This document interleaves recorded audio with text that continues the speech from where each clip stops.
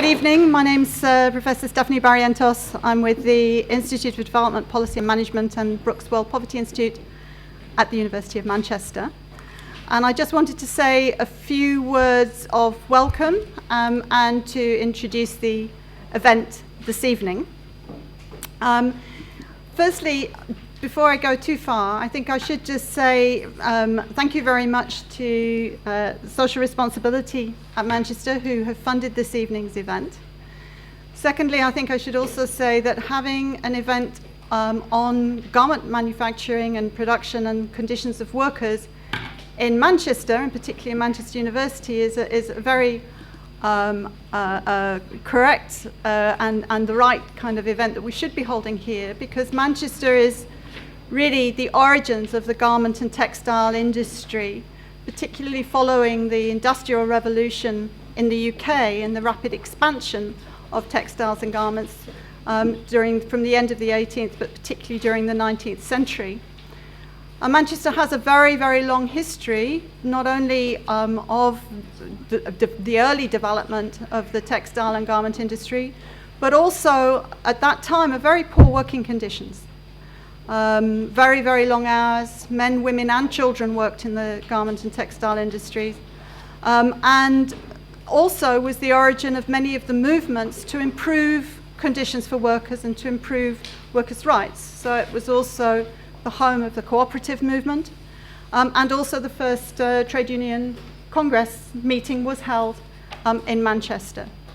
Of course, as we know, history then moved on. With outsourcing and relocation, production then moved into developing countries. And Bangladesh became one of the main textile and garment manufacturers. It's the second largest exporter currently of garments in the world. It employs 3.5 million workers, 80% of them female. And so it's been a major source of income generation and of opportunity to work for workers that had often not had that kind of access. At the same time, there are many, many problems in terms of the working conditions for those workers. Many face poor workers' rights. They work very long hours, often producing the garments that we wear on a daily basis and that we buy in Europe and North America at very cheap rates.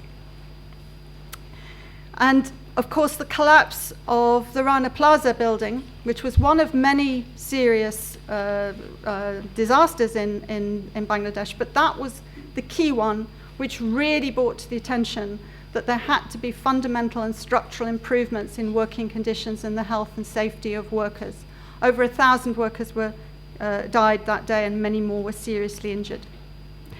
You will hear a lot more about that later on, but really I just wanted to introduce the key activities of the evening. Firstly, we're going to hear from Professor Richard Locke, and I'll introduce him in a few minutes, and he's going to give a presentation. And Professor Locke he's the director of the Watson Institute for International Studies in the US, and has a long worked on initiatives to improve working conditions, but particularly private codes, as well as public initiatives to improve working conditions and workers' rights. And he's also the author of a book, which has now just disappeared off the screen, which is The Promise and Limits of Private Power, which has been published by Cambridge University Press last year. We will then follow that with a panel discussion, which is facilitated by Rosey Hurst, who is from Impactt. Impactt has worked for many, many years in many capacities, supporting companies, civil society initiatives, and others in terms of monitoring, but particularly also in terms of doing research and activities aimed at improving workers' rights. And the key theme of the evening is that to address the types of problems which are fundamental and structural problems, all key stakeholders have to work together. And it's not just those that are in the panel, which come from the garment sector, work with workers, the trade union, and a major UK retailer, but also us, because we are the consumers who buy the products and buy the garments. So the key theme is that we want to be buying with a conscience. We want to know that the garments we buy are enhancing the livelihoods of workers, and that all stakeholders need to work together to do it. Just to finalize before I finish, a couple of housekeeping points, and then I will introduce Professor Locke. Obviously, a key theme of the evening is the issues around health and safety. For those of who are here at the event, if there is no expected fire alarm, so if one goes off, it is a genuine alarm. And there are 2 exits. For those at the back of the room, exit through the back, and the stairs are towards the back where you came in. And then for those at the front of the room, exit at the front, and there's a fire exit set of stairs here. I should also say that we are being joined and should be welcoming those who are coming in through live stream, so that the audience for this event is far more than just in the room, and that they will also be hopefully participating through Twitter, and Barbara Evers is kindly managing the Twitter account, so that we can have some input later on in the discussion from the live stream. So welcome to everybody who's participating and joining us. And just finally, I would like to introduce Professor Richard Locke to give the keynote presentation.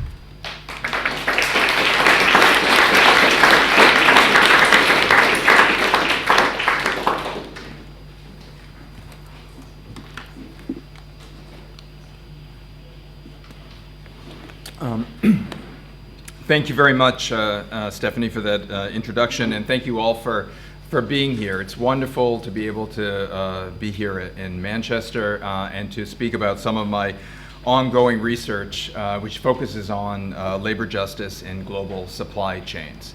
So let me just contextualize the work briefly, and then I'll give you some of the findings of the work that we've been doing. And this is contextualization that I think is not necessary given the audience, but as everyone knows, a little over a year ago in an industrial suburb in Dhaka, Bangladesh, a building housing various garment factories collapsed, killing over 1,000 workers, injuring many more. Most of these were young women, and it's considered the worst, if not one of the worst, industrial disasters on record. Now, what was particularly striking about the Rana Plaza factory accident was that it was avoidable, that cracks in the building walls and foundations were reported at least the day before, if not before then. The local police were told that about the building owner they should shut down the building. It was on the local news, so it wasn't like lack of information for what was going on. People knew that this was a serious risk. But the next morning, as hundreds of workers were milling around, hesitant to actually enter the building, some of the factory owners and managers and some of their security guards, sometimes holding bullhorns, other times sticks, basically threatened the workers to go back to work, basically arguing that if they didn't return to work, they risked their job. And these workers felt that they did not have a choice. They entered the building, they started their shift, and shortly thereafter, the building collapsed. Again, completely avoidable accident. Now, what I think is interesting about the Rana Plaza building collapse is that it's by no means a unique or rare incident. In fact, it has been preceded and even followed by other workplace disasters, not just in Bangladesh, but in just about every country that hosts supply chain operations. Just think about in 2012, the big scandal then were the worker suicides at Foxconn in southern China, where 24 workers who felt they were working too many hours with not enough break and not enough possibilities to earn decent wages took their lives. They threw themselves off the building roof rather than continue that situation. Now, what I think is especially interesting is that these more newsworthy incidents are in many ways dwarfed by the many more frequent but less spectacular terrible abuses that workers confront every day, whether it's excessive work hours or unsafe working conditions, poor pay, or sexual harassment, whether on the shop floor or coming back and forth to work. And this happens every single day. It's not reported in the press because it doesn't have this kind of dramatic incident, but these are pervasive conditions. And what my research seeks to do is understand what we can do to put an end to these abuses and promote just working conditions for the millions of workers who make the products that each one of us buys every single day. And the story that I want to tell is that, in fact, we can promote more just working conditions by pursuing certain very concrete steps. The first is, I think, that what we should focus on is less the sort of chasing the scandals and more trying to think about how do we build new capabilities within supply chain factories so that they can be both more efficient and more ethical workplaces. And I'll talk to you in a minute about what are those capabilities and how, in fact, it's within our reach to develop them. The second thing that I think is within our reach is to not focus merely on the conditions at the workplace, right? It's sort of like sometimes looking for your keys under the lamppost. But actually, we have to understand the whole dynamics up and down the supply chain and pay attention to what we normally call downstream business practices. In other words, product development, design, commercialization, purchasing practices, and how those practices that take place in headquarters, whether they're here in Europe or in the United States or other advanced industrial nations, those practices that we have a lot of control over actually in little and not so little ways actually push many of the kinds of problems that we see in the upstream, in the factory floor. So we need to address those. A third thing that I think we need to do is actually change our supply chain model. If the dominant supply chain model was let's have many suppliers scattered around the world because it looks like we could have unending supply of cheap labor, cheap transportation and logistics costs, no problems with externalities, we're not going to be having to pay for carbon or any other of these things, that world is changing, right? Transportation, logistics costs are going up, input costs are going up, unlimited supply of cheap labor is going down, and as a result, firms are, for their own reasons, struggling to reconfigure their supply chains. This creates an opportunity to try to build long-term, more trust-like relations between buyers and suppliers, and that can have a dramatic effect on workplace conditions. And last, but certainly not least, if we want to promote better working conditions in these supply chain factories, we have to bring the state back in. There is a lot that the private sector can do. And by private actors, I mean not just companies. I mean NGOs, multi-stakeholder initiatives, etc. The non-governmental actors can and should and will do a lot. But there are certain things, for example, enhancing and protecting enabling rights, the right of individual workers to form independent unions, to bargain collectively, etc. That is a citizenship right in many countries, and only the state has the legitimacy and actually the responsibility to enforce those rights. So those are the 4 key points that I want to talk about a little bit this afternoon and try to show you that this is actually doable. It's not a pipe dream. This is actually happening already in certain supply chains around the world, and I think we can learn from them. And I know that the panelists, a number of the panelists will be able to elaborate on some of these points. So before I get into elaborating on these points, let me tell you a little bit about how I came to these conclusions. For the last 10 years, with a group of really terrific graduate students, I have been studying labor conditions in different supply chains. And I've been basically working with different global brands like Nike, Coca-Cola, Hewlett-Packard, Apple, etc., basically trying to understand their supply chains and trying to understand what's going on in terms of the working conditions in their suppliers. This was all independently financed. All we asked for the companies was their data and their access. And the idea was to look at different kinds of industries and different kinds of companies so we could control for different kinds of governance mechanisms or supply chain dynamics to see, are there something particular to Nike as opposed to Apple or Coca-Cola? And it turns out that they're remarkably similar in the terms of their challenges that they face.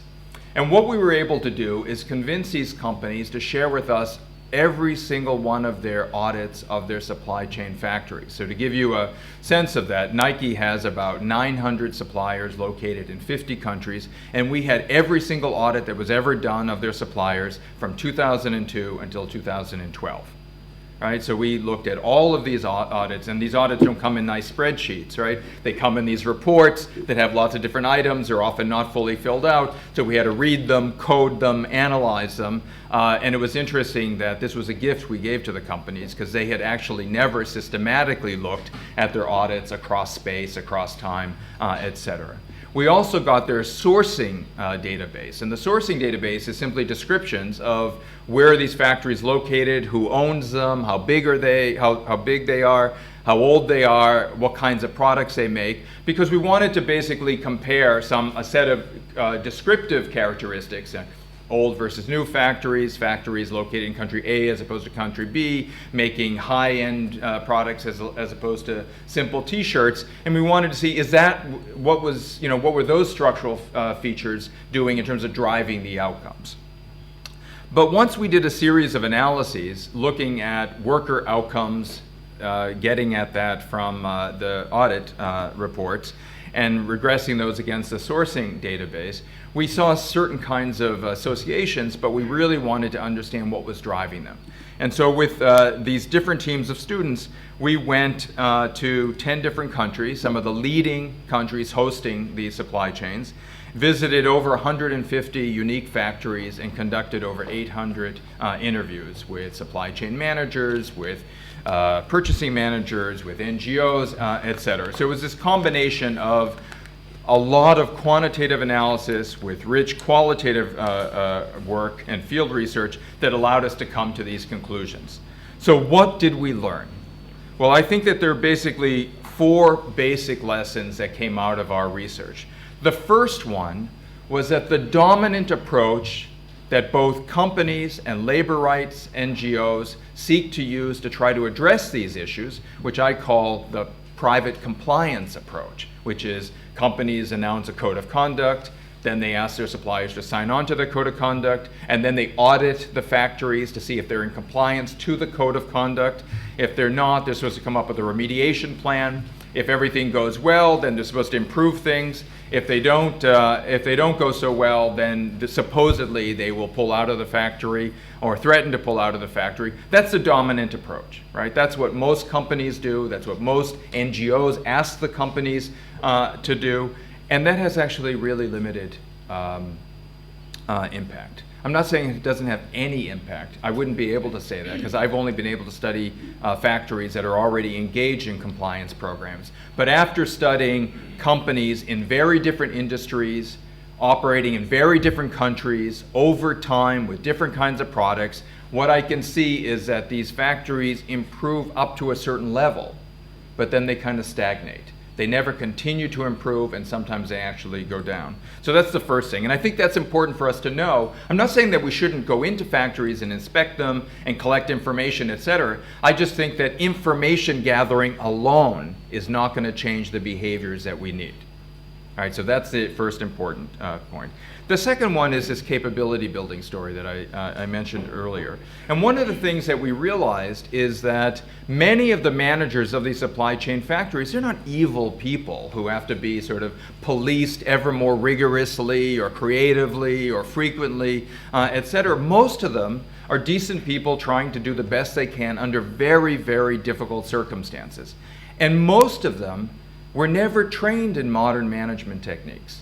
And so what you see is that they were often, these managers were really good workers on their shop floor, some of whom got promoted to be line supervisors, and some of them ended up getting promoted to be plant managers, and suddenly they were plant managers in Taiwan and they find themselves managing a plant in Guatemala, Vietnam, or southern China. No one ever taught them inventory management and how they could actually save all sorts of money if they actually had visibility in their inventory and could use it when they needed it. No one ever taught them how they need to align their production orders with their personnel plan so that they have workers when they have the orders, as opposed to having the workers there when they don't have the orders, and the orders come in and they have to keep them there overtime just to make the order. No one ever taught them how to reorganize their shop floor so they could gain efficiencies and improve their quality, so that they don't have to rely on cheaper wages and longer hours simply to be competitive or to make the order.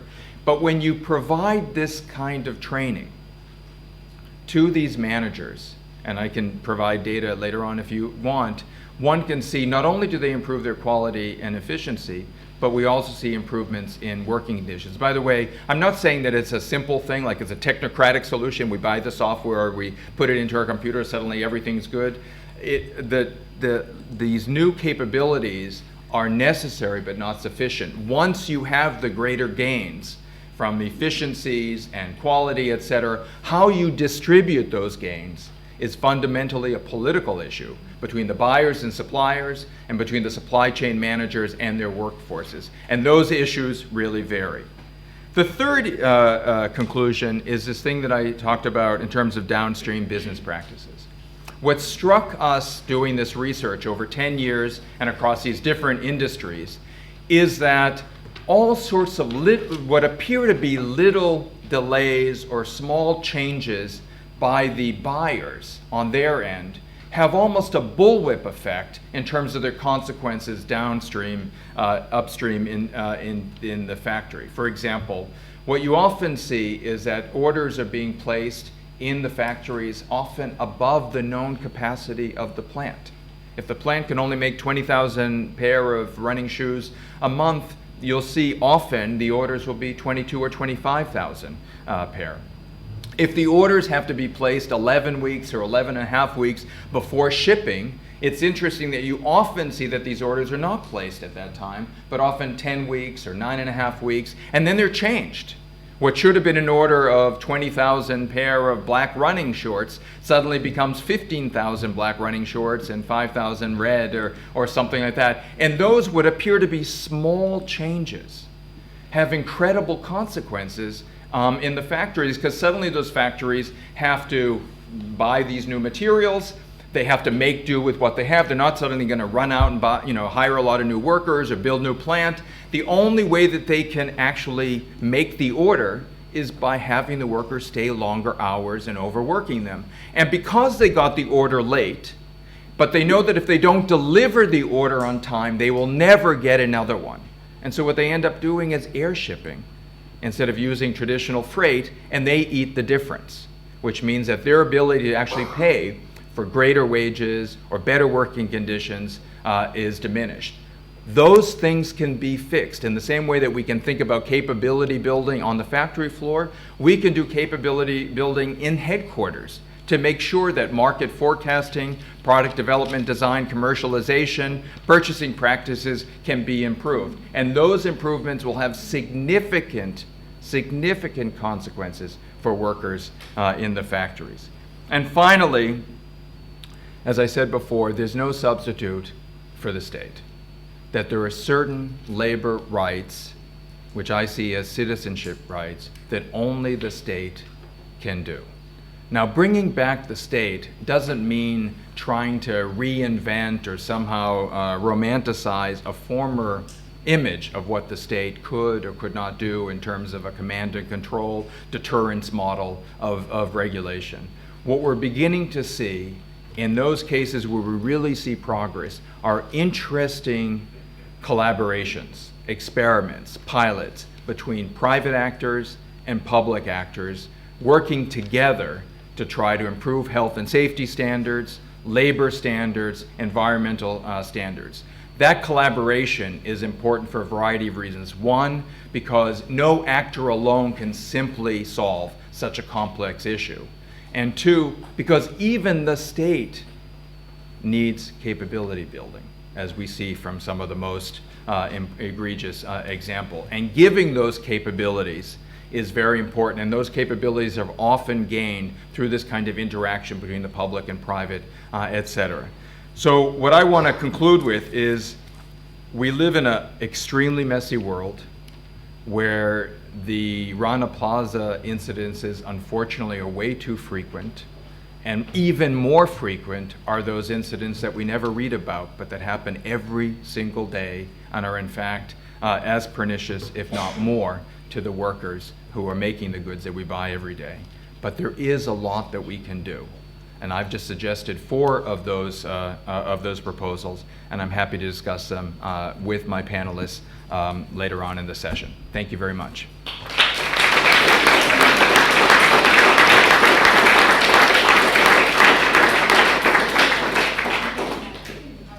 Thank you, Richard. That was extremely interesting. Is that working? Firstly, to introduce myself, I'm Rosey Hurst, and my company Impactt has been working on these issues, in fact coming across some very, very similar conclusions to you for the past 17 years. And I'm joined on the panel by some real Bangladesh experts here. We have Shafiq Hassan, who is, I think, probably the most enlightened factory owner I've ever met. And I hope will be able to dispel some of the myths, I think, that we all tend to hold. Also very honoured to be joined by Shamima Sultana, who is from AWAJ Foundation and who works on a daily basis with garment workers in the slums, at home, as well as being in factories. Jenny Holdcroft, who has got an incredibly important title, Director of Everything, Monarch of All You Survey at IndustriAll, the global union. It is Monarch of All You Survey, I think, and it is now. IndustriAll obviously making enormous strides in organising, and particularly in the garment sector in Bangladesh right now. And Adil Rahman from Next, who has bravely stepped forward to talk, I think, a little bit about the retailer point of view. But before I go any further, I'd like to find out who you are. Put your hand up if you are in some way connected with the university. Oh, that's most people. Okay, so put your hands down. Everybody else, put your hand up if you're connected with an NGO. Okay, good. Very good. What about trade union?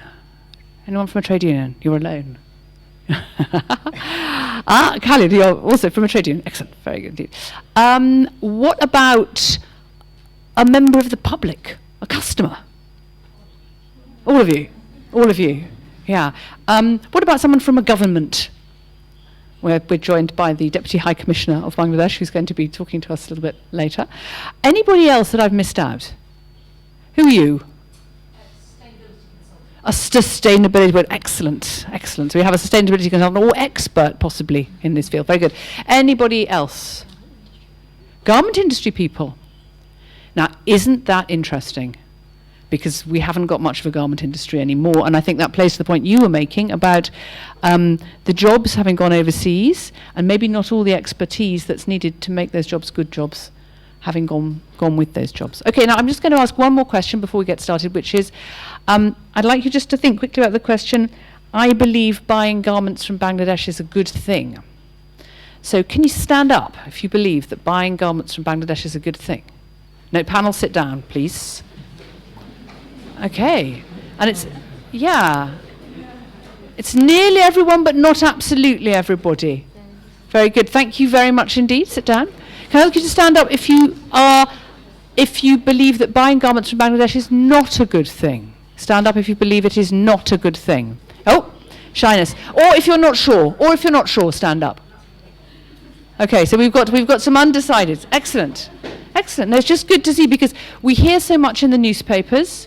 And we don't have enough information to make up our own minds, and I hope we'll be able to do something about that today. So, I was just going to give you a quick rundown, and thank you both, and thank you, Stephanie, for having given some key facts at the beginning. I'll just give a few other facts. I think one thing that's very important to remember about Bangladesh is just how important the garment industry is to Bangladesh. And I think this explains quite a lot why production is so paramount, why it seems like a sensible idea to ask people to go back into a dangerous building, because the very future of the country depends on that production. To give you some idea, garment exports are worth 86% of export earnings. Now that is an extraordinary dependency.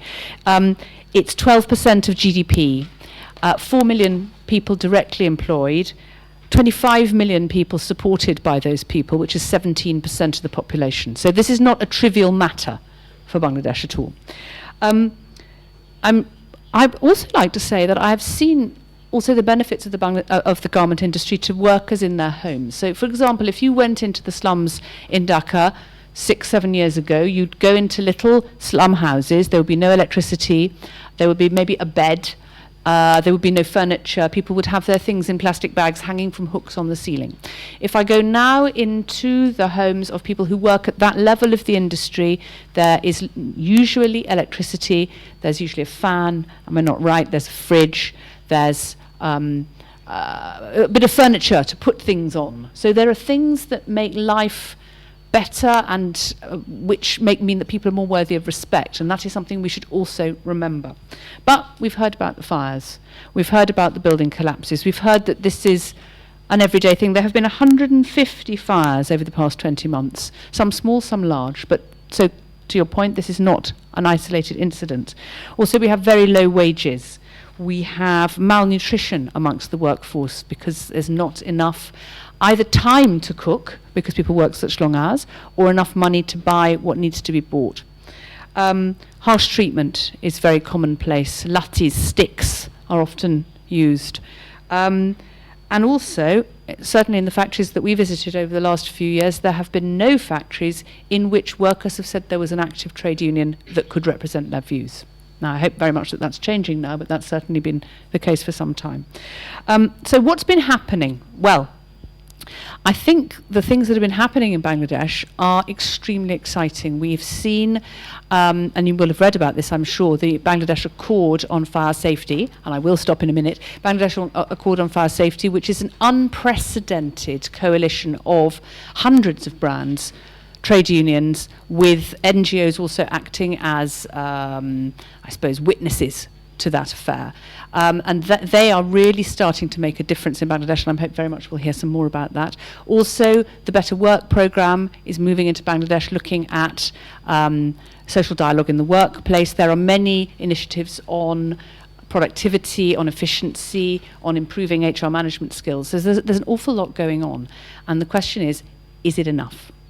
So I'd like to start by asking each member of the panel to say, what has all this got to do with you, Shafiq Hassan? Hello, everyone. I don't know whether I can live up to Rosey's adjective and reputation that she's given me, but I'll tell you a bit of a small story about me. After I did my master's at Aston University in Birmingham in 1983, I went back to Bangladesh and I worked for BRAC for 2 years. I came back to do my PhD at Aston, and 2 weeks before I joined, a friend of mine said to me that, listen, this is 1985, you know, in Bangladesh, garments industries are happening. What about it, you know? I said, no, I want to do my PhD. I'm not a business person. I don't understand business. Why would I go and do that? 2 weeks I couldn't sleep. 3 o'clock in the morning, can't sleep, penny drops. You know, it's much more important to create employment for women in Bangladesh than actually doing a PhD. So I go back to Bangladesh. I work in a garment factory, and I realized at that time that lots of buyers are coming into Bangladesh. They're selling fabric, running away, and garments are actually becoming bankrupt because they're landed with fabric they don't know what to do with. So I decided in my own heart that, listen, I'm not going to do a factory, but I'm going to get into marketing. So I've done that until 2004. I still do that, but in 2004, I started to get into manufacturing. So here I am as a garment factory owner, as someone who's got a design operation in London. So we do design to delivery through our companies EcoSourcing and Ecotex. Okay, now, Shamima, tell us about you. Good evening, ladies and gentlemen. My name is Shamima Sultana. I am working with the AWAJ Foundation. It's a Bangladeshi NGOs. We are working for the workers. Our main working area who are working in the garments industries, and we are our organization always try to improve their working conditions and improve their productivity also. We have provided many awareness training. Training is our main working area for the workers in development, and I am working with the AWAJ Foundations more than 3 years, and I am working for workers, garments workers, more than 7 years because I am in these development sections. I am working 7 years. Thank you. Jenny. Hi, my name's Jenny Holdcroft. I'm from IndustriAll Global Union, which represents workers in 14 industrial sectors, of which electronics is one and the garment sector is another, and those are our two key supply chain industries. We've got about 50 million members throughout the world through the national unions that affiliate to us, and we have a number of Bangladeshi unions that are our members, and they're formed into an organisation called the IndustriAll Bangladesh Council, and I'll go into much more detail in a moment about what needs to happen with the trade unions on the ground in Bangladesh. Our organisation has signed the Accord on Fire and Building Safety with 174 global garment brands now, and perhaps when we can go into a little bit of detail about what the accord means, not only for Bangladesh, but for the whole issue of monitoring and improving workers' conditions in supply chains. Hello everyone, I'm Adil, I'm the bad guy, no I'm joking. I work for Next, I'm the program manager for Next, and at Next we have around 45 people who work solely on corporate social responsibility. I'm in charge of the kind of program work, and what that entails is ensuring that strategic kind of coordination around certain issues, as we're hearing, for example, freedom of association, wages, etc., in certain countries, but working and building relationships with the unions, the NGOs, government, and particularly with other brands as well, because if you're going to make a difference, then you have to do it together. Otherwise, it's one factory at a time, which is not going to change anything. So that's what I do. I think I'm going to actually stick with you, Adil, and ask you. So you buy from how many countries in the world? 42. 42. Yeah. And how big's Bangladesh for you? It's very big. It's I think it's the 5th or 6th.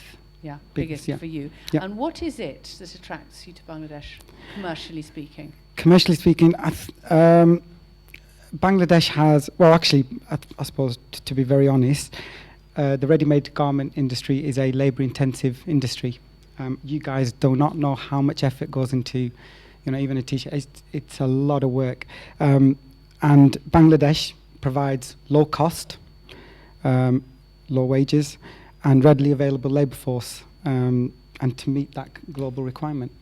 And it's interesting because, of course, last year the minimum wage went up in Bangladesh by 80%. It's one of the things that happened in the wake of Rana Plaza, which actually means that now Bangladesh, in terms of labour, is more expensive than Myanmar, and it's actually a little bit more expensive than Tirupur in South India for garments. Does that affect the way you look at Bangladesh?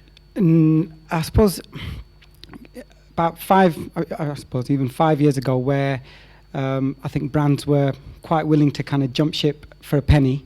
I think those days are long gone, and I think Richard mentioned the fact that now it is about ensuring that you've got sustainable supply coming in. You ensure that you've built relationship with suppliers, and obviously, and in Bangladesh, the garment industry is huge. We know that there's a lot of capacity there to be able to get that product, all the woven, all the t-shirts, etc. But also, the infrastructure that for example, Myanmar, there isn't the infrastructure. You've got all the other kind of US and etc. swamping it. But also, we've invested in Bangladesh. If you think about it, we have a sourcing office in Bangladesh that supplies 70% of our sourcing from Bangladesh. That's a big investment for Next. So it's not that you're just going to pick up all of that in the last 10 to 15 years and then just go and shift that somewhere else. And that, I'm sure, is a big relief to workers. I mean, when you talk to workers about what it was like before Rana Plaza, what is it like now, Do they worry that they're going to lose their jobs because the brands are frightened and are going to pull out, do you think? Yeah, just I want to share one story of our Rana Plaza workers. Before few days ago, I met with him named Alia. Alia actually was working in the Rana Plaza. Alia is a worker's name actually, and she was working in a Rana Plaza, and she was blocked 2 days. 2 days in Rana Plaza collapse. After 2 days, she was rescued. Fortunately, she was very well. Just she felt traumatic few minutes. After 10 months, again she will started their job. Again she will started nearest the Rana Plaza factories.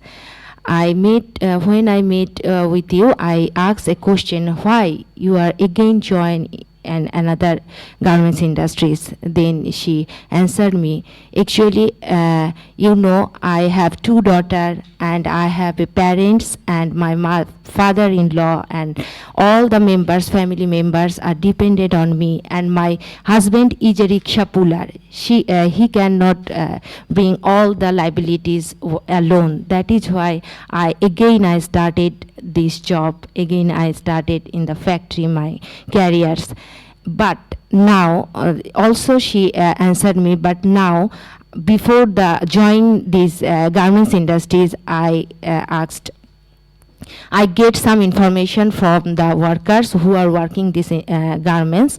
I just asked these workers, what is the working conditions, how much working load, production rate, and safety issues, and how the communication challenge with mid-level management or workers, and how to bargaining power. Now I am joining these factories because I know from these workers and get the information that this factory is well secured and working condition is good. That is why I joined this factory. Actually, this is the fact.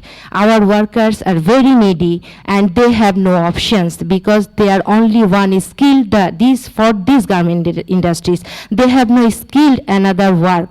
They have no option actually. Of course, they are aware about their safety, but simultaneously they are aware they are losing their job. If they are losing their job, their family was messy. They are spoiled. Whole the family nothing eat food. Their baby cannot go to school. This is the fact. But reality is there. Our workers have changed after Rana Plaza. Our workers now thinking what is their rights, what is their responsibilities, and what is the safety issues. How to ensure their safety issues, how to raise their voice. This is the fact, and this is the big change. I think this is the big change of our workers, for our workers. Now our workers thinking their rights, their safety, and if ensure that, then they again better work for the. If more buying from Bangladesh, we are get together. We hope we are get better something for the workers and our industries. Thank you. Thank you, Shamima. I'm just going to turn to you, looking at this from Geneva. I mean, that's great. That's great news hearing that. So there's more of a groundswell there. What changes have you noticed over the period from before Rana Plaza to now? Well, I think obviously Rana Plaza was a huge wake-up call, and while it's shocking and dreadful that so many workers lost their lives, it gives us a responsibility to make the best use of that we can, because as Richard pointed out, most of the abuses that you see in supply chains don't make headlines around the world. It's just that everyday silent abuse that goes on. It's very hard to address. But we've been able to use that global momentum, and Shamima has said already what the effect on the ground in Bangladesh has been. It's also clearly resonated around the world as well, and it's given us an opportunity to do something different. And what Richard was saying about really this compliance model of the past has not really delivered where it should. And Adol said, there are real limitations to what a single brand acting alone can do. What the Accord has done is taken all of that learning and it seized that opportunity and turned it into into something that will really start to address the systematic problems in supply chains. And key to that, obviously, or perhaps not obviously in all cases, is the involvement of trade unions. Because if workers like the ones that Shamima is working with are not empowered in their own workplaces, firstly to refuse to enter a workplace, and we heard about what happened in Rana Plaza when they were forced in, you need a union, the strength of a union, to be able to enforce your right not to work in unsafe conditions, but also for workers to seize back that power and start to say, we want better wages, we want better working conditions, we don't want to be worked into the ground. So I think even now there is a realization among brands at least that unions are essential to the piece. So what the Accord has tried to do is bring all of that knowledge and understanding together. The other key piece that Rosey started to allude to was about the commitment of brands to stay in Bangladesh. And this is obviously important to the factory owners, to the government, to the workers themselves, that the jobs will stay. And I think that fear of, oh my goodness, it's all too hard, we'll just pull out and we'll leave this to somebody else who doesn't have the principles that we have, that is over. And everybody's recognizing that the commitment to stay is the only way that you can start to build a sustainable industry. So that's written into the fabric of the Accord, that when the brands, and that's 174 of them, sign it, they say, we're committed to Bangladesh, we're going to stay there, we're going to make sure that trade unions have the space to operate, that workers can start to be part of the decision making in their factories that will strengthen them. And that's what we're starting to see now. But Shafiq, you're there, trying to be a good employer. How does all of this affect you? Okay. A new employer, I should say. How many people do you employ? 8,500? 7.5. 7,500. So a significant employer. First of all, what I'd like to actually say, Rosey, is it is absolutely unacceptable for anyone, anywhere in Bangladesh to die to make any basic changes to the industry. It's just, I feel it's a collective failure from the a trading body, from the garment owner's side. I feel it's a failure, a bit of responsibility goes to the buyer on the supply and demand side. But most of all, what Richard actually touched, okay, I think it's a massive failure of governance in Bangladesh as it is. Because the thing is, the regulatory body actually doesn't exist. I mean, everything that actually happens, if you look at whether you, I mean, if you look at Tazreen, what actually happened there? People can't get out, there's a fire, okay? So it's basic principles which are not working. Rana Plaza, I'll have to be in a way frank, because it's actually, it's angers me and frustrates me. It's not just me. Anyone who is sensible in Bangladesh dealing with this industry, they get frustrated and they get angry as to what is going on in that country. How is it possible for someone like Sohail Rana to possess someone else's property by force? He gets permission to build a 4-storied building. He puts another 5, okay? And that won't collapse, okay? At Rana Plaza, people were pushed in. It's lack of basic due diligence. You can save those people. It's absolute criminality that actually goes on, okay? I sit on the, I'm a member of board at BRAC International. Could you and perhaps I'll explain what BRAC is for you don't? BRAC is, some of you might know, is one of the world's largest NGO, okay? BRAC has a bank, and it had one of the main branches in Sabah was there. The day before, when all the hullabaloo was going on, and we knew it's a problem, we moved all our assets, they moved all the staff, no staff was allowed to go in there, whereas at Rana Plaza, everyone forced people into something which was going to actually kill them. It's completely unacceptable. It's a national tragedy. It's a national failure. It's just absolutely calamitous. If Rana Plaza isn't going to change anything, nothing else is going to actually do it. So in a way, I mean, the thing is, I mean, Rana Plaza needn't happen. But if the basic governance of Bangladesh doesn't change, okay, what is going to happen? So what has actually happened is, which is positive, is that we've got private governance now coming in through Accord and Alliance. right? And it has got to be implemented, almost through the back door, because the government, A, probably doesn't have the will to do anything. It doesn't have the capacity to do anything, But the thing is, luckily now, for the first time ever, it in a way has been imposed from outside, because Bangladesh is a critical mass for the apparel industry.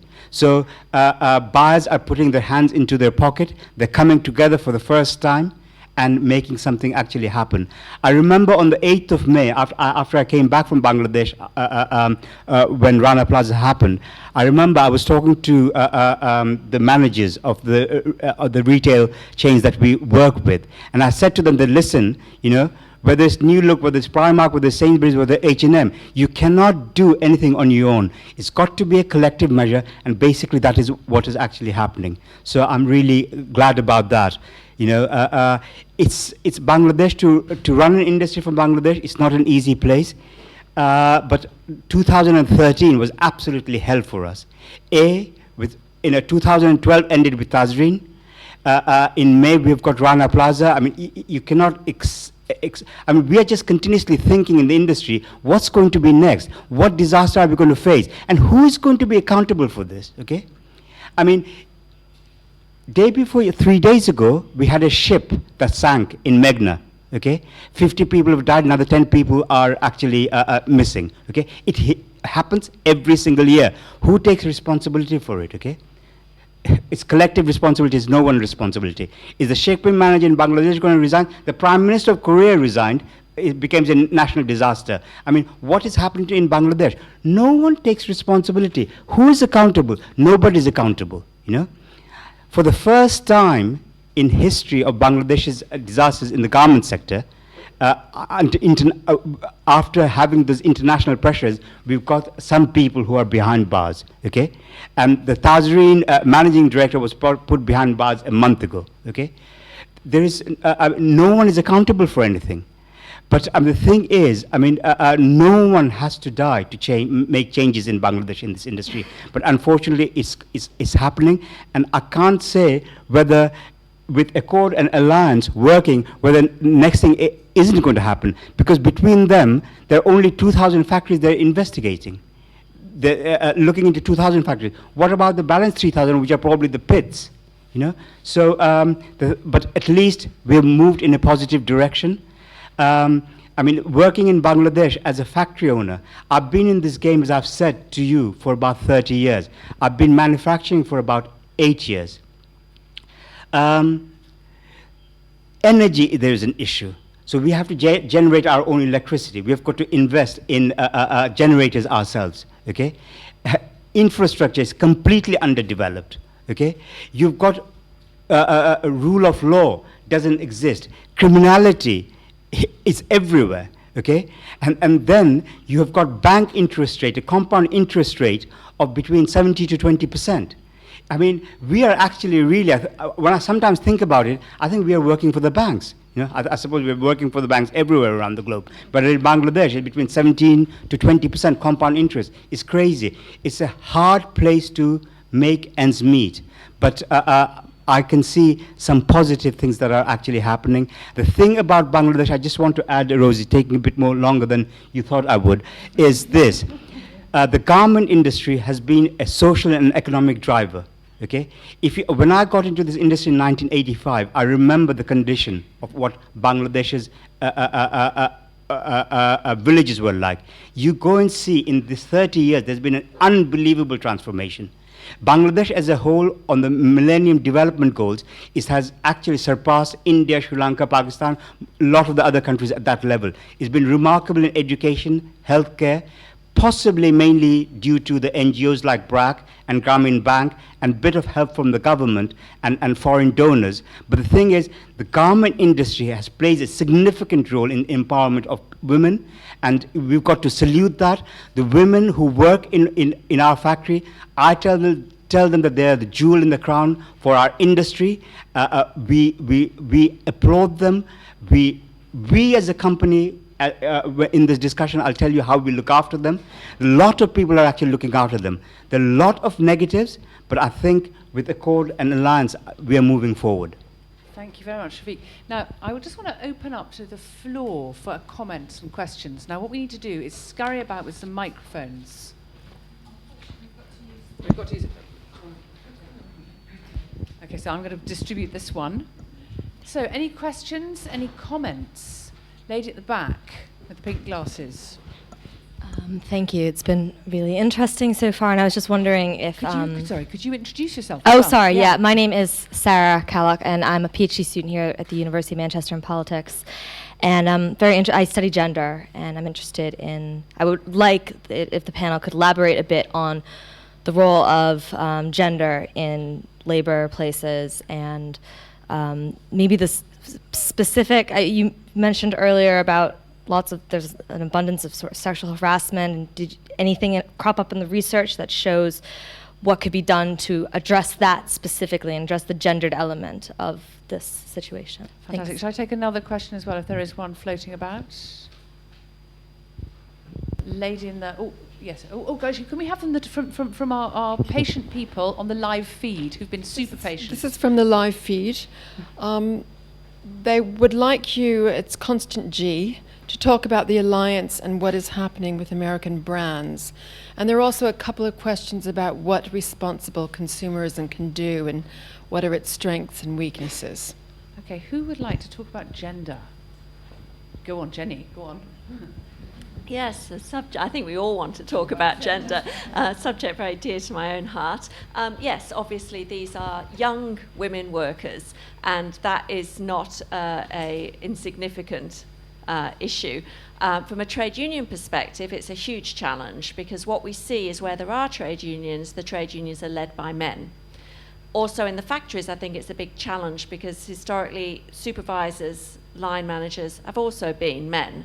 I think what I'm seeing in Bangladesh now is women stepping up and actually being given the opportunity to become supervisors. I think there's a big challenge in the unions for that also to happen as well. And we didn't touch on the unions, so maybe I can take the opportunity of this question to do that. The union situation in Bangladesh is very, very bad. Unions used to be entirely banned from the industry. The ban has now been lifted, so they are able to form themselves, but that's very slow to happen. They're very, very divided. They're linked to the political parties and are very much political organisations in many cases, rather than organisations working for the rights of workers, and that needs to be turned around. So we're working with a solid core group of unions who are interested in organising, who have women also as leaders, and that's a very essential part of it, because we want these to be proper democratic, independent unions that are capable of representing the interests of their workers. But I think the whole issue of gender absolutely permeates everything that is happening in Bangladesh. People are very, very conscious of it, very conscious for the need for women to be empowered, as they are economically through the very work that they're doing, but also to represent their own interests through the trade unions. So thanks for the question. Would anyone like to add on gender? Like to maybe talk a little bit about the UP project, perhaps? I want to share a little bit. Actually, AWAJ Foundation always working for the workers and workers' improvement, and we are working community based and also inside of the factories. Actually, malnutrition and financial management is the big issues for our workers.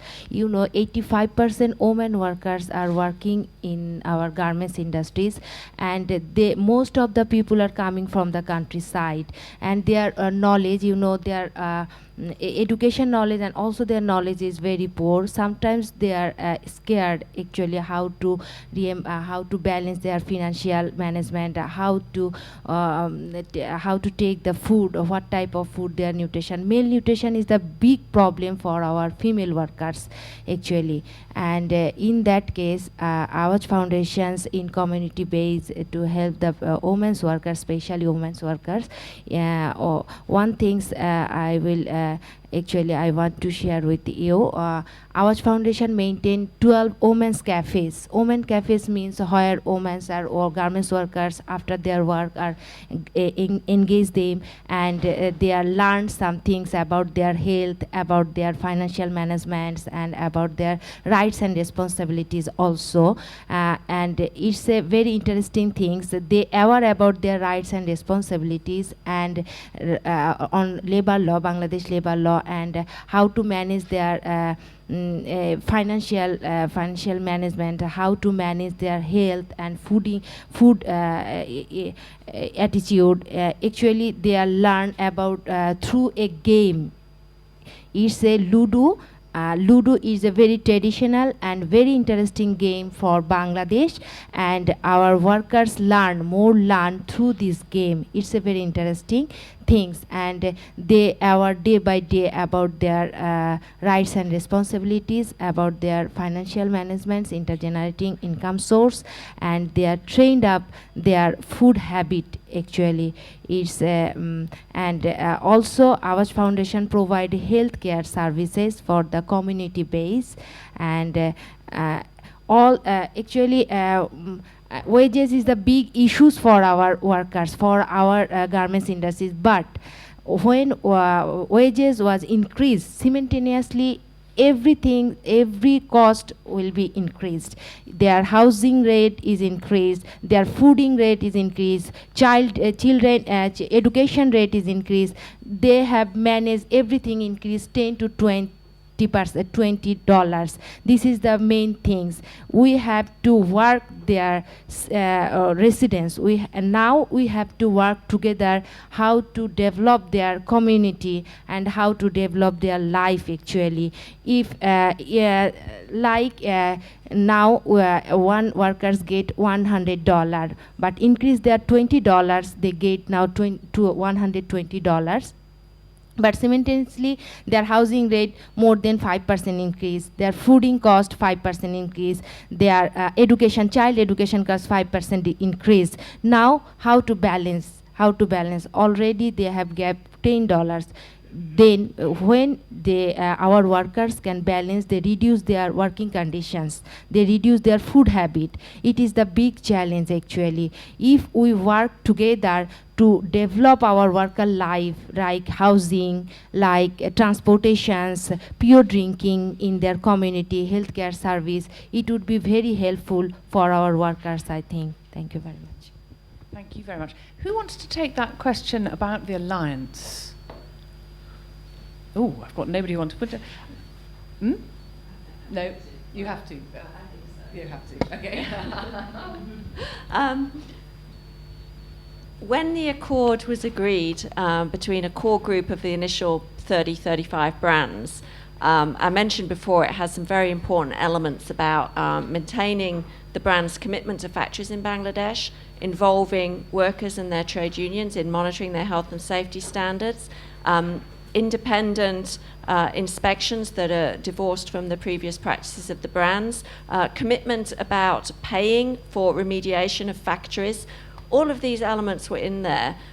There was another group of brands that didn't want to sign that, but also wanted to be seen to be doing something, and they created the alliance. And this has been very undermining for the Accord's work. I have to be honest here, because a lot of the time we are asked this question, the Accord and the Alliance, they need to work together.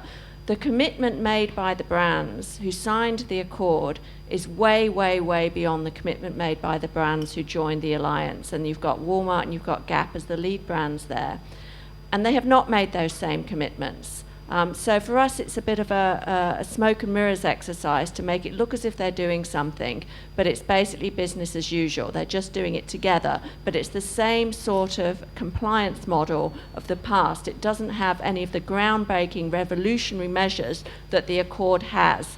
And it's very difficult to say this because then we're seen as criticising the Alliance. And I don't want to criticise anybody, but the facts on paper are that they are very, very different initiatives. It has a far lower level of commitment. But we have, to the extent possible, made sure that we are applying the same standard to the factories. And I think that's the most important thing that we can do. But beyond that, people need to understand that they are very, very different initiatives. And the Accord has got 174 brands. We've got 80% of the production. We cover 1,600 factories. The alliance is tiny by comparison. So I think that's enough said about that. And I'm going to hold the consumer question just for a little bit longer. There was a lady in the middle who wanted to ask a question. Actually, it was answered when I Very good. answered it earlier on. I was wanting to say more about the role of the trade unions, which Well, you went on to answer. Excellent, very good indeed. Any more questions? Lady in the front row. Actually, why don't we take the lady there and then the lady in the front row, if that's okay? Just to save the legs of the microphone person. Good Hi, evening. who are you? This is Samia. I'm doing PhD in Manchester Business School. And I'm doing PhD on the garments industry of Bangladesh. I'm from Bangladesh, actually. So I just came from my data collection last month. And what I have seen that the Accord is actually working very nicely with the factories to sort out these working conditions and the building safety issues. But there are some rising problems coming up with the emergence of Accord as well. For example, for the small factories, when Accord visits to those factories, and they find some problem in that, they just shut down the factory all of a sudden, and then from next day all the workers lose job. And if you go to the industrial zone of Bangladesh, you will see a lot of people are unemployed, roaming around searching for a job.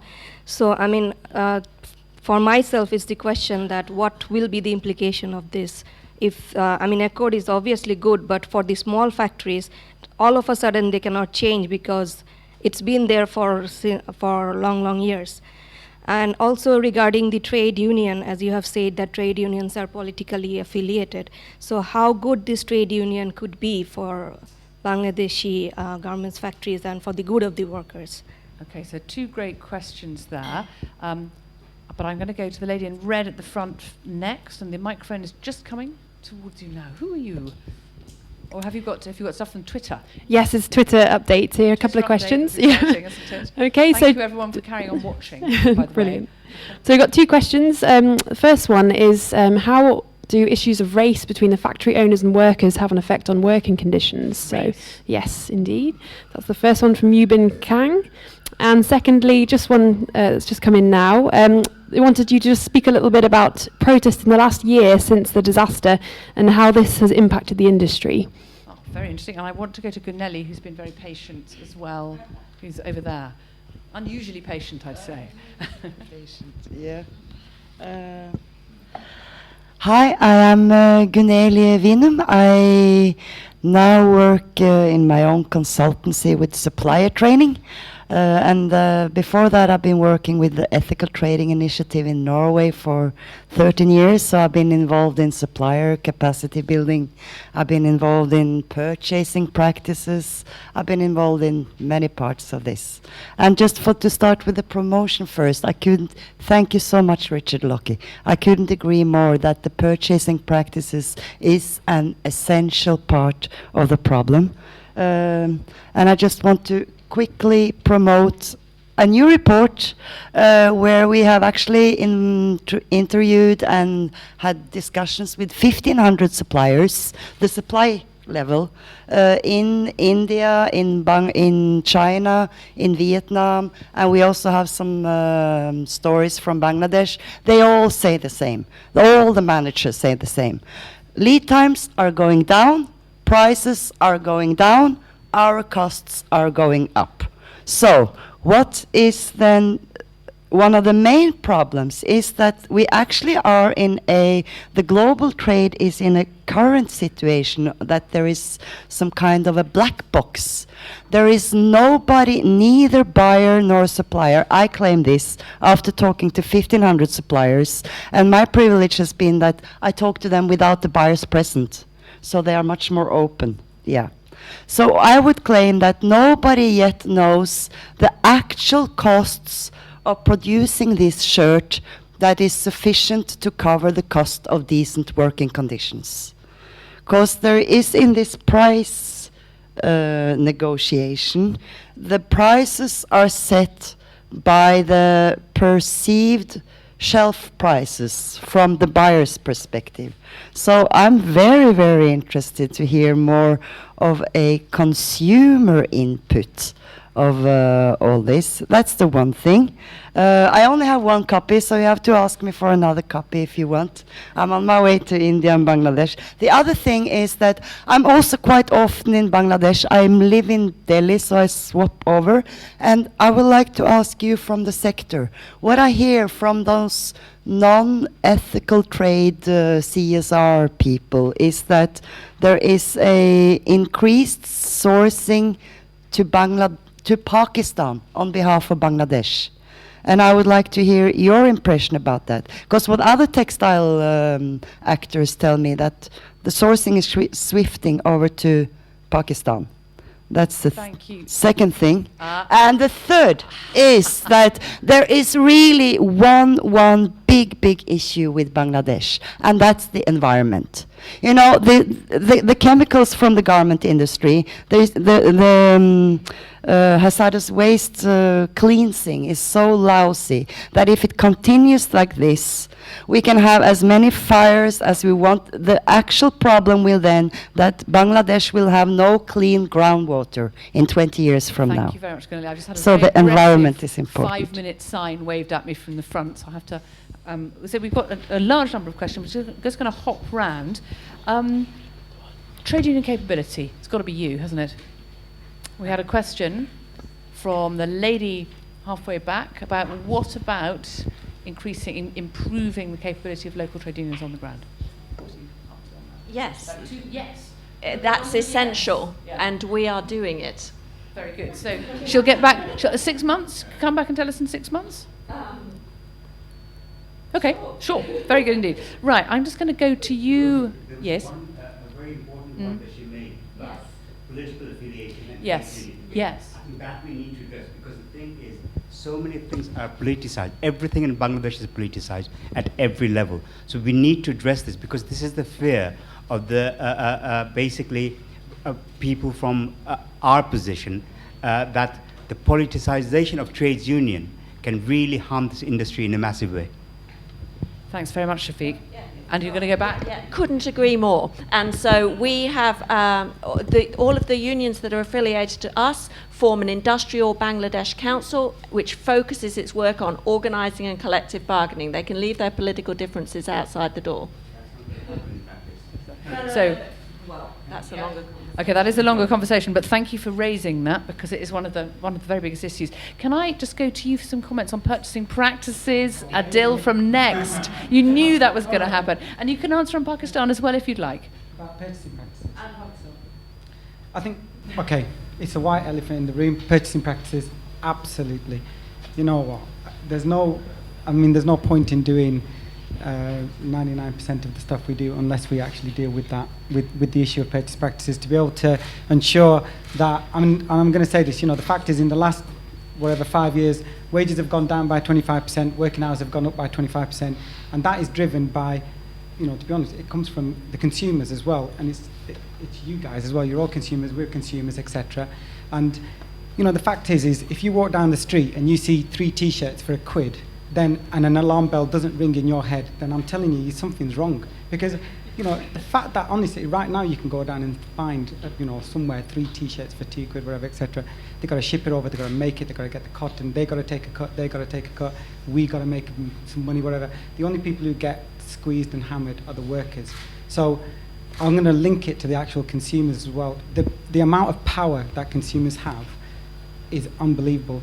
And it's great that everybody, and I'll be very honest, after the Rana Plaza, those people did more to change ethical trade than, I think the ethical trade community has done in 10 years. That's a fact. But from consumers, we're not asking you to kind of, climb a mountain, climb Mount Everest, run a marathon. All you have to do is say to the brand, actually, no, I do want to know. And it's just a question, because you are king, and the power that you have obviously drives a lot of what brands will do, what they will invest in, and how they will go forward. I know it's not nothing. Let's go out and start a revolution, but for Next, and it's going to sound like, oh, look, Next, whatever, etc. But everybody's got the code of practices, everybody's got all these labour rights, etc. There are fundamental human rights which will enable the rights of all the other ones. And Richard and everybody's touched on them. Freedom of association and wages. The trade unions, etc. are key.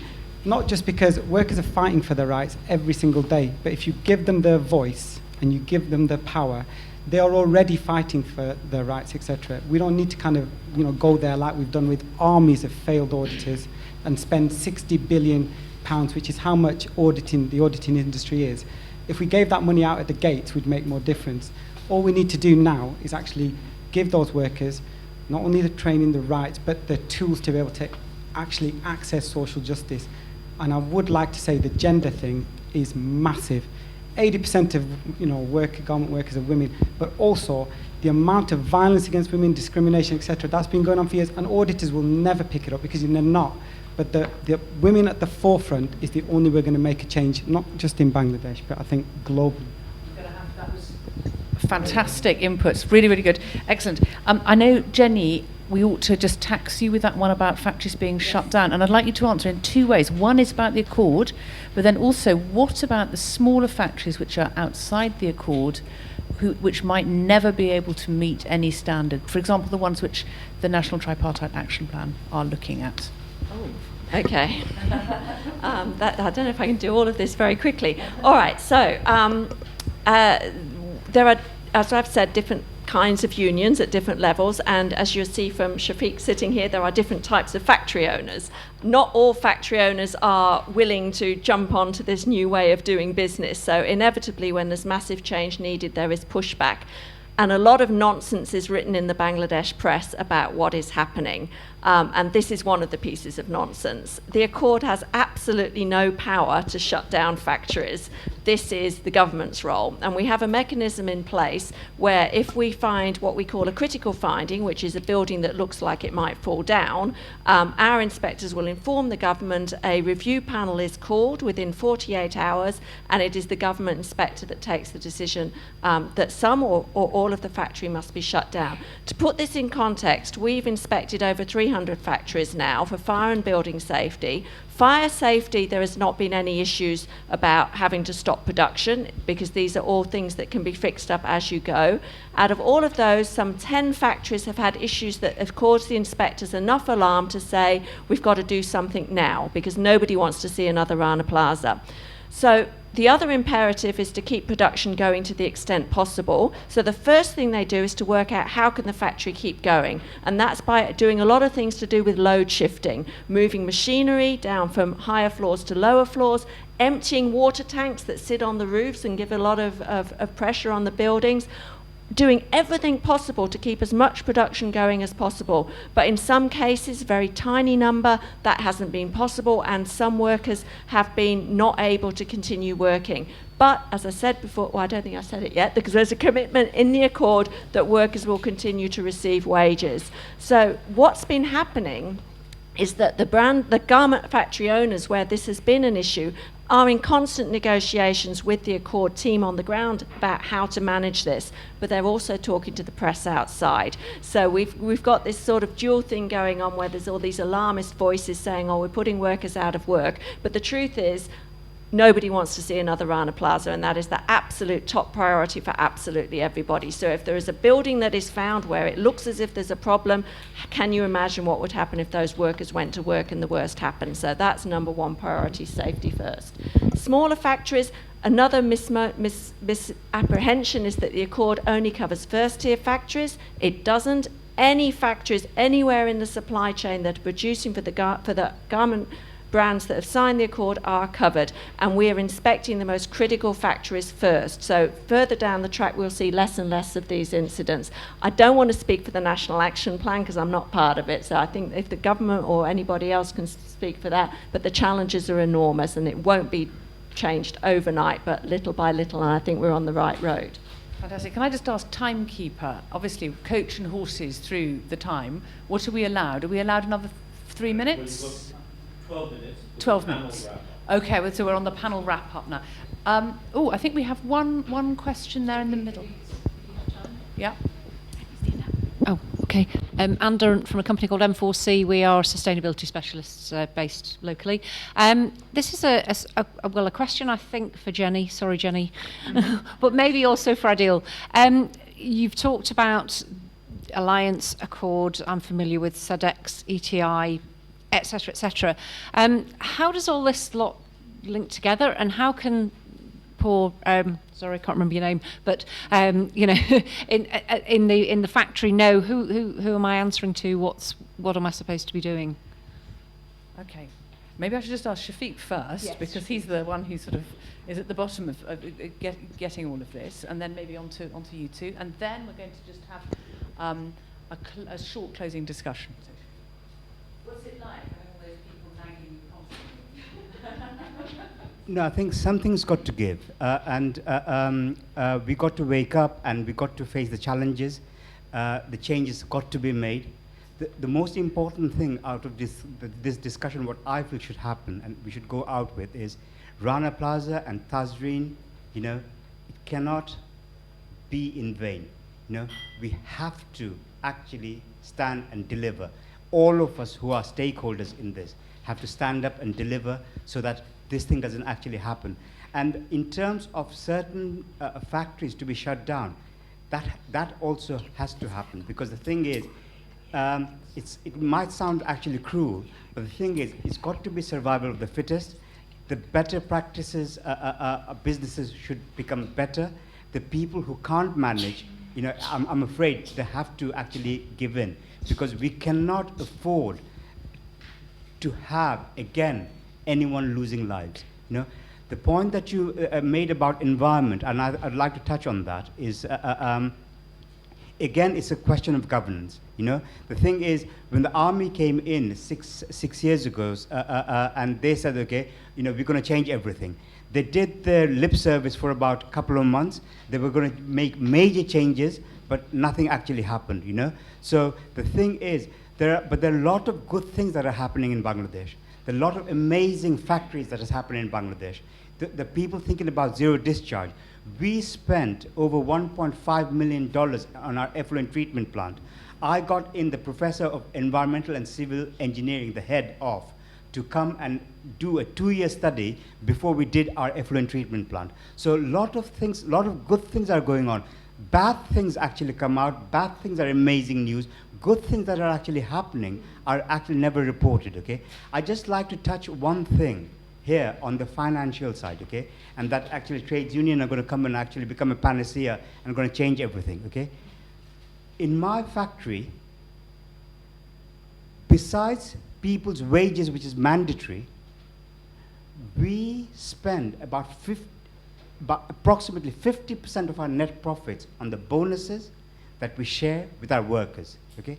How many industry are there, okay, on the planet that does this, okay? Is this ever going to be reported? Absolutely not, you know? I mean, what I'm talking about are the net profits of the export earning.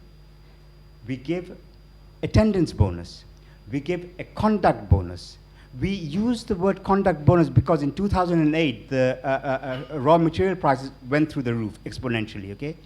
We actually, Bangladesh system is such, the political system is such, you can't actually afford to even pay people more. Someone's going to hound you, you know?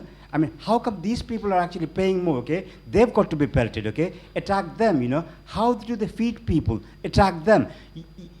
If you do, you're damned. If you don't, you're damned, okay? Nearly 50% of our export profits we share with our workers, okay? It's unprecedented. We probably pay about 50% more than the local average, you know? Who is going to actually report that? Nobody actually comes and sees that so many good things are actually going on, you know? But the thing is, we've got to go out of this room thinking the Rana Plaza and Tazreen, you know, it's not in vain. Now, I'm just going to ask actually all of you on that very note to think of what one thing will you do? Oh, excellent. Thank you very much. What one thing will you do after this meeting? And what one thing would you like somebody else to do? But before we do that, Rick, just over to you. A minute of your own thoughts, having heard everyone on the panel. Do we prove your research findings correct? Absolutely. Are you going to say that? No, this has been really terrific because I think it has fleshed out with great detail the complexities of this issue and how, again, no one actor can solve it. We need different actors.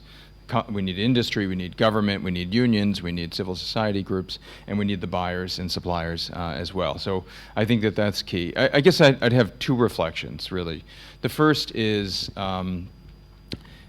we need to take seriously the purchasing practices, the downstream. We talked about pricing, lead times, batch size, things like that, and how to transform that. And a couple of people have raised this issue about ethical sourcing, ethical consumption, certification mechanisms, et cetera. And I think that there's two ways to go with that. One is we have to somehow translate this movement, which is if you buy more or pay more of a good that supposedly is certified or ethically sourced, that you've kind of done your duty. Right, we've gone to Starbucks, we bought our cup of coffee that's shade grown, organic, fair trade certified, et cetera, and now we've done our part. I think what we have to do is translate that into a movement that actually asks consumers, do we really need the 2 or 3 t-shirts at a very low price, and do we need to have consumption patterns like that? Or could we have fewer things and pay more for it, understanding that that might drive behaviors in a very, very different way?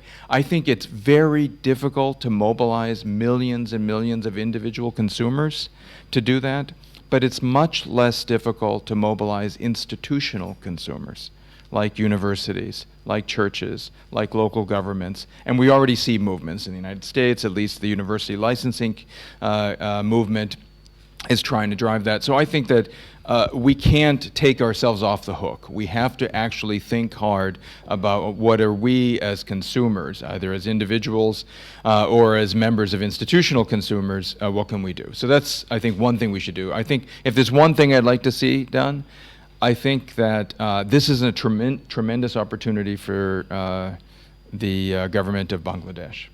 And it can take this opportunity to basically say, we really see all these crises, we know that part of it's our doing, part of it's externally driven, et cetera, but we can turn this around and make this a place that is competitive in the ready-made garment sector, but also ethically, environmentally sound and labor sound. In the same way that, remember how Cambodia, which has had some tarnish recently, but how Cambodia turned itself around and it became the place that people were willing to pay more for because of better work or the earlier thing. There's some problems with the Cambodian experience, but just think about how all the sourcing was willing to stay there. Can Bangladesh do something that's more serious than what was going on in Cambodia and take advantage of this moment? If it did that, I think this could allow it to hold on to this sector and not be the latest victim where sourcing will eventually go to a cheaper place that's maybe even less risk. Thank you. That was concise, elegant, and interesting, which is great. Now, Adil, what about you? Are you going to be concise, elegant, and interesting? What are you going to do? I think. And what do you want another could be any of the stakeholders that you have here? I think in a nutshell, it's increase and maintain the support of the Accord.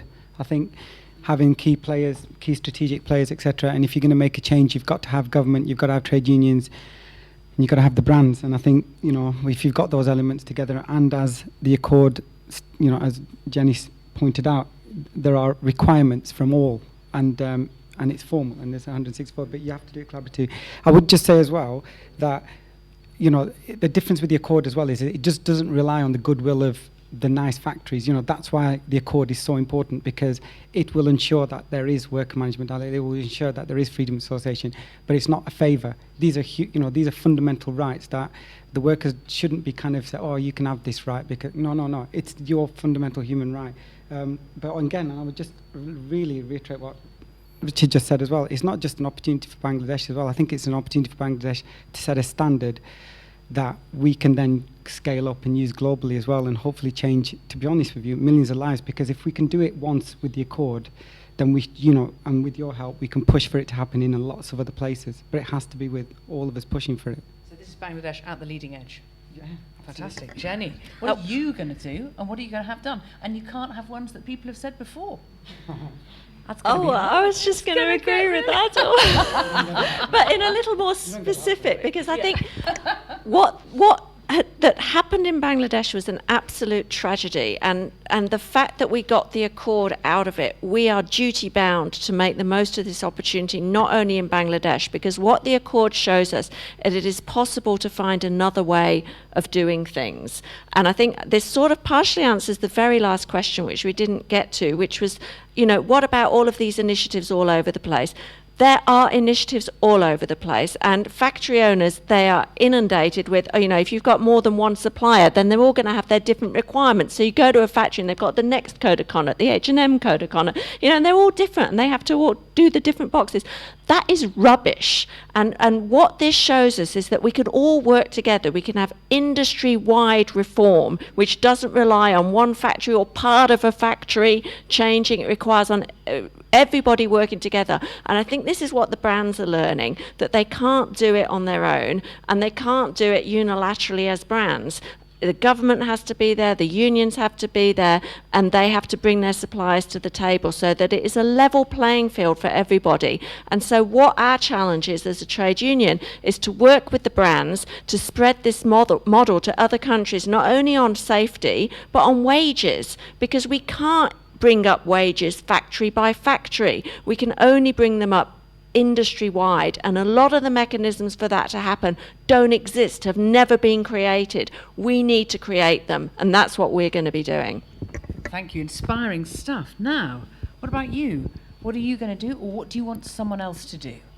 I would like to request, please, buying more garments from Bangladesh, and let's do together better for our workers, and let's do together our governments, our workers, brand wired everywhere. Don't shut down the workers. Ultimately, our workers losing their job. Ultimately, their family would be died. So let's do together better for our garments workers. Fantastic. Thank you. Thank you very much. Passionate stuff, and very elegantly expressed, if I may say so. Shafiq, now. Okay, what I'd like to do, I'd like to actually build more strategic partnership with retailers around the globe to become better and stronger and deliver on all fronts. The other thing, what I'd like someone else to do is for Bangladesh government to take the leadership, to give vision, to have a rudder so that Bangladesh can actually create a garment revolution for its future. Shafiq, thank you. Panel, thank you very much indeed. Stephanie, I'd like to hand back to you, I think. Thank you very much. I will stand here now because the live stream was affected. I'm very sorry for the disruption earlier. We had somebody who fainted. She's okay. She's been taken to hospital for observation. So just to let you know that she's okay. But obviously we had to put her health first before we could resume. I would really like to thank everybody who's been involved, especially, firstly, Professor Richard Locke for his fascinating presentation at the beginning. I think he set up a really, really interesting panel discussion. So I would like to thank all the panelists for making some really frank observations, and I think really bringing to the fore that these are complex issues. And I would especially like to thank Rosey Hurst for facilitating that discussion, because the key for, I think, message from this evening that I would take away, and I hope everybody will take away, is that all actors have to work together, and that isn't always easy because people have different views and represent different interests. But if we can work together, we want to see both a thriving garment industry and better workers' conditions and better workers' rights, and that those are fundamental. And so hopefully this debate will contribute to that discussion. Before we finish, we have two more people who are going to give just short, say a few words. Firstly, I would like to introduce, I'll introduce them both, and then one will come up and then the other will come up. Firstly, I would like to introduce Mr. Zoki Ahad, who's the Assistant High Commissioner for Bangladesh, who's been with us. We've heard a lot about government. And then following him, Julian Skyme, who's the Director of Social Responsibility at the University of Manchester. And it was the social responsibility at the University of Manchester that supported this event and bringing this fascinating panel together. And finally, I would like to thank all the participants, both those who are in the audience here and those who've come in through live stream and made their contributions. So I'll pass now over to Mr. We can trade. We'll trade places. All right. Yeah, so you have to come in. Oh, yes. All right. Come on. Why leaving me? Well, thank you very much for this opportunity and for this wonderful gathering. First of all, I would like to say that the garments revolution has already started, and it started in Bangladesh. And I would like to let you know that what our government is doing for the last 1 year is a relentless effort, a tremendous work to comply with all the requirements of ILO. We are on the right track, and I believe, I hope, I absolutely believe by my heart that in the near future we will comply all the requirements. And regarding the topic, whether buying with a conscience garments made in Bangladesh, what is the problem? I don't see any problem. It's a competitive world, competitive market. The economy will take you there, and we are there to provide you with quality goods as entrepreneurs like my brother is providing you clothing which are very quality and very reasonable price than any other countries of the world. Why not buy from Bangladesh then? It's a small country of 55,000 square miles with 160 million people. Can you imagine? And we are keeping the growth rate of 6%, on an average 6%. It's a huge task. Even during the global recession, we maintained it, despite many other, not to mention the names, European or other countries.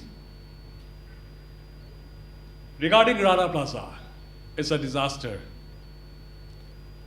I fully agree. On behalf of my government, I would like to express our absolute sorrow for the victims who died in that incident and who lost their working ability. But the government is trying to do utmost for them, though maybe to some of you not up to the mark, but our government is trying its level best, that I can assure you. Rana Plaza's issue, we believe, the government believe, is not only a garments issue. It's an accident. It's a collapse of a building which took more than 1,000 lives. It may happen anywhere. It may happen in a school.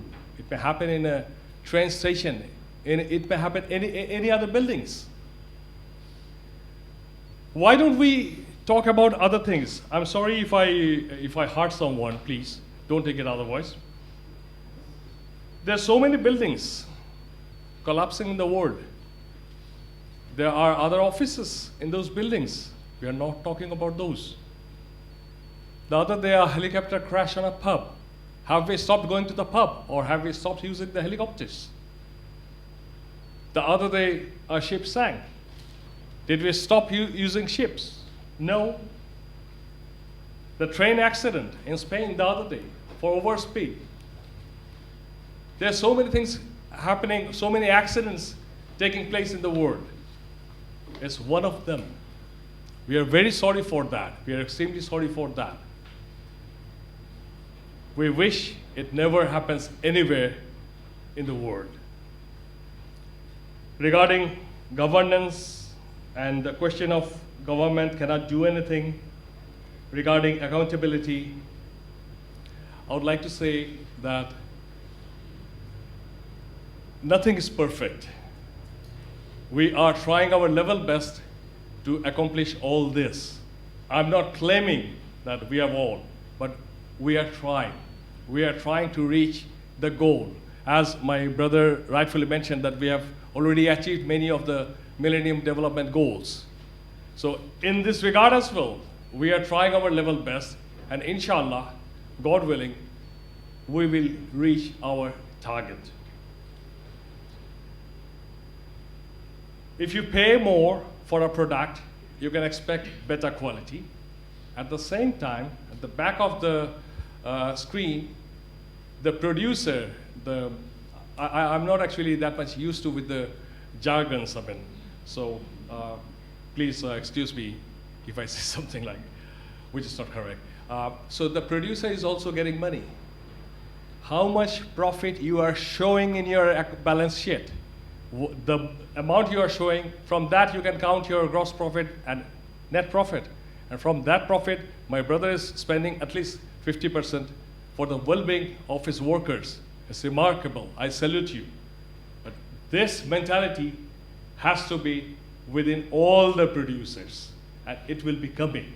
I can assure you, because the world is changing, our mentality is changing, and the mentality not only of Bangladesh, of the subcontinent, is changing as a whole.